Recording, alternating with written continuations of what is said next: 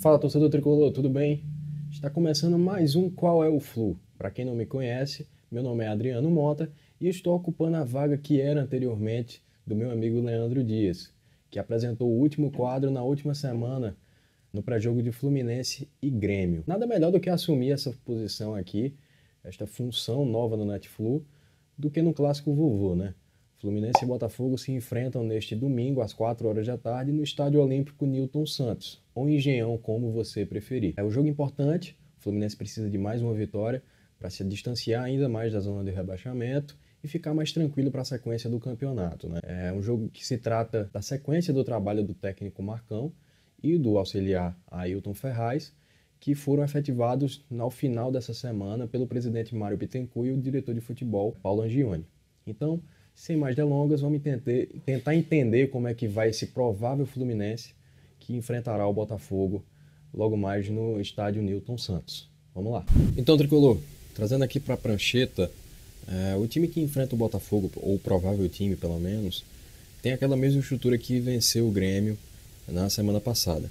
A exceção é o Digão, que volta ao time, bota o Yuri de volta para o banco, e o Gilberto, que é um destaque importante, já que é mantido nesse time titular, provavelmente, mesmo em declínio mental, declínio técnico, bem importante, que vem afetando suas atuações, né? Você pode se perguntar, por que talvez eu estou colocando o Nenê aqui, quase que em diagonal ao Ganso? Vamos tentar explicar esse Fluminense que enfrenta o Botafogo na prática. Por mais que seja possível ver em vários momentos o Fluminense dentro do seu campo fazer esse 4-1-4-1 aqui, deixando só o João Pedro lá na frente, na maioria das vezes é bem possível ver o Ganso compensando o Nenê por aqui. O Nenê vindo talvez até combater esse volante do adversário que se aproxima aqui, auxiliando, mas não combatendo diretamente esse lateral adversário que chega aqui, talvez fazendo uma ou outra superioridade numérica nesse meia central do adversário que vem flutuar por aqui também. Mas na maioria das vezes, na maioria mesmo, o Ganso vem alternando aqui com ele e vem fechando e atraindo o Alan para cá, atraindo o Daniel e no lado contrário deixando o Johnny tomando conta do lateral. Isso traz alguns efeitos bem pesados que, para quem acompanhou o último texto, a análise que eu postei lá no Netflu, a análise pós-jogo contra o Grêmio, nós tivemos dificuldades e deixou o Gilberto em vários maus bocados aqui em alguns momentos, deixando bem claro que ele falhou, obviamente, 2 vezes no gol do Grêmio, né? O Gilberto vem jogando mal, enfim. Esse é o time que deve enfrentar o Botafogo, e antes de talvez eu dizer qualquer tipo de coisa de se esse é meu time ou não, se eu faria alguma alteração ou não, eu acho importante a gente entender primeiro o contexto. Qual é o contexto? O Fluminense tem 2 jogadores de idade, talvez a idade mais elevada do Nenê, mas 2 jogadores experientes e que teoricamente precisam jogar. Teoricamente. Talvez na prática, um Wellington Nem por aqui, um Marcos Paulo, trouxesse muito mais acréscimos, muito mais virtudes ao time do Fluminense do que o próprio Nenê.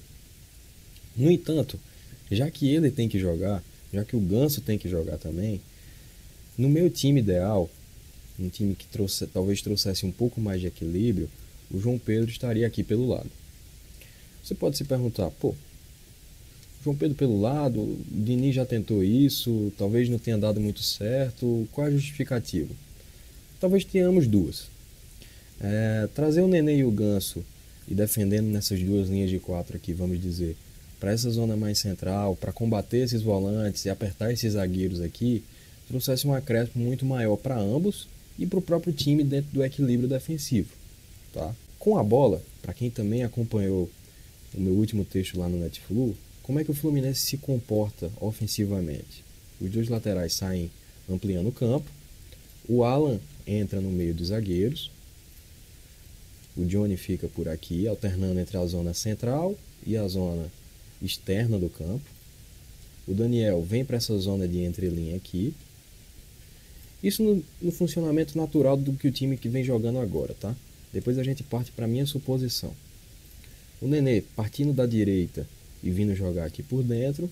e o Ganso fazendo esse segundo homem, se relacionando muitas vezes com o Alan. O Fluminense, na maioria das vezes, se comporta dessa forma e talvez se desenhe num 3-4-3. Talvez, porque o Fluminense não tem tanta referência posicional assim, e principalmente esses quatro no meio se mexem muito, fazem muito, na linguagem teórica que se diz escalonamento. Eles se distribuem em zonas diferentes dentro do campo, em setores diferentes dentro do campo e giram muito constantemente, né? Para quem acompanhou também aquele último texto que eu venho citando, eu trouxe um dado estatístico interessante que mostrava que o maior raio de incidência de ações ofensivas do Fluminense partia desse lado esquerdo. Por quê? Nós temos jogadores importantes aqui, o Caio Henrique, o Johnny Gonzalez, o próprio Daniel, que insinua muitas trocas de posição pela dinâmica que tem, e pelo Ganso ter essa liberdade de fazer esse para-brisa aqui.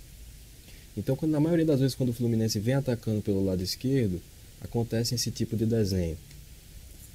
O Ganso faz um diagonal entre o Alan e o Caio Henrique, para ele ver o jogo de frente sempre. O Daniel vem jogando por essa entrelinha aqui, às vezes vindo buscar mais curto aqui, às vezes recebendo nessa zona de entrelinha, porque ele é mais baixo, tem um centro de gravidade mais baixo, obviamente, então tem mais capacidade de giro, tem mais capacidade de receber de costas, tem mais capacidade de dar sequência no lance, comparado ao próprio Ganso e ao próprio Nenê, né? E o Nenê faz também essa travessa, vindo do lado direito para o lado esquerdo. Partindo do princípio em que a gente traz o Nenê de dentro para cá e o João Pedro vindo da direita para o meio, vamos imaginar um cenário. Essa linha de 4 do Botafogo, que tem o Gabriel como zagueiro pelo lado esquerdo. Vamos buscar o Carly aqui. O Carly pelo lado direito.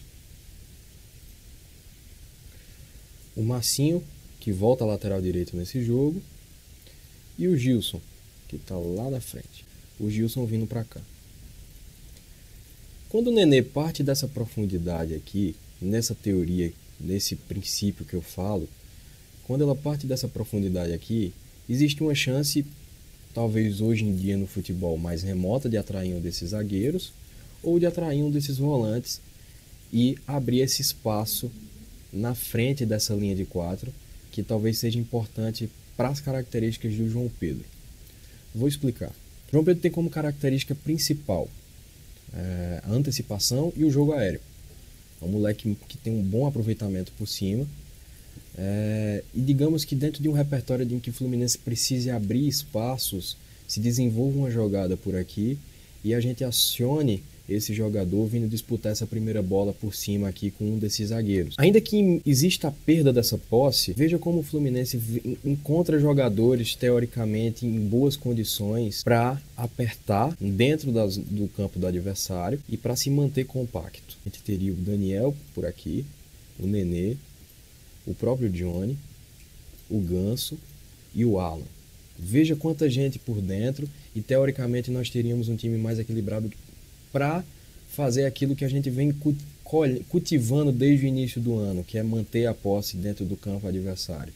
A gente teria uma boa chance de apertar qualquer oponente por aqui e, obviamente, ainda que em caso de ganho dessa primeira bola, nós teríamos esses jogadores aqui de frente com qualidade para dar sequência à jogada e, obviamente, encontrar um Gilberto pelo lado oposto projetando, um Caio Henrique e um Johnny Gonzalez com ampla capacidade de ruptura. Então, talvez fosse um Fluminense um pouco mais equilibrado daquilo que é hoje. Hoje o Fluminense atua dessa forma.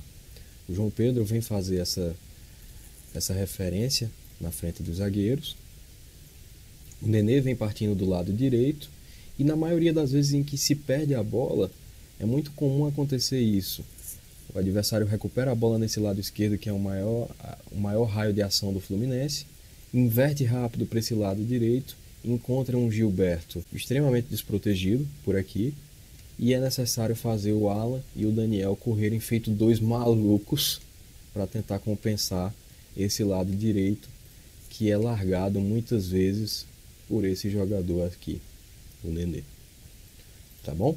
E aí, torcedor, gostou do conteúdo? Acharia haver alguma mudança dentro do time? Manda tua opinião, coloca aí nos comentários aí embaixo. Não esquece de deixar o like e de se inscrever no canal do Netflu, beleza?